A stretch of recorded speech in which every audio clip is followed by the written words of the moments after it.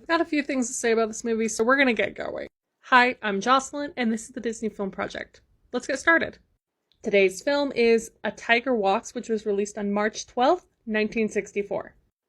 A drunken truck driver accidentally permits a mistreated tiger to escape from captivity while the circus wagon is undergoing repairs in a small country town garage.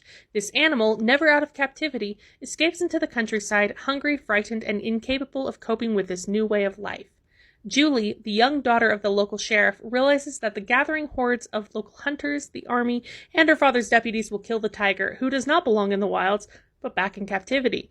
She succeeds in winning over her father, who decides to send for a tranquilizer gun located in a nearby city in an effort to capture the animal peacefully before it is killed by an aroused and panic-stricken community.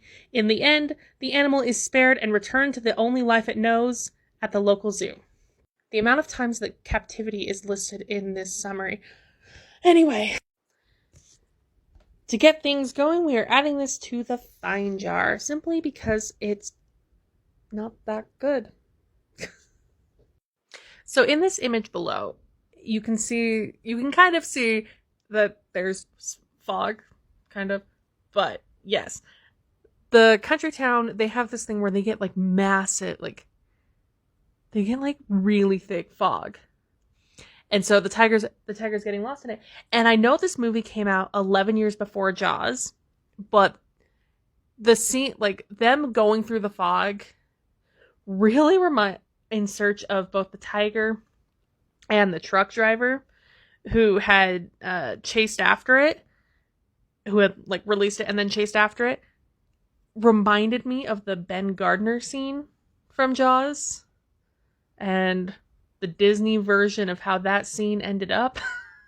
But there's also like, I thought there was actually like a couple other parallels. Just that I would have only realized, seeing it on this side of time, where Brian Keith plays like the local sheriff who's going up against both the local government as well as like the state and even like the Fed, like with the army and the National Guard, and it's just a lot of people not listening to people who actually know what they're talking about.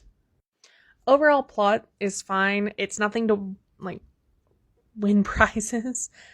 I wasn't a big fan of the daughter's character. There were moments where I liked her, and then other moments where I was just like, can you please think for a second? And then this movie has the worst chant song I have ever heard in my life. It's yes. Do I recommend this? You can find this on YouTube, so do with that what you will.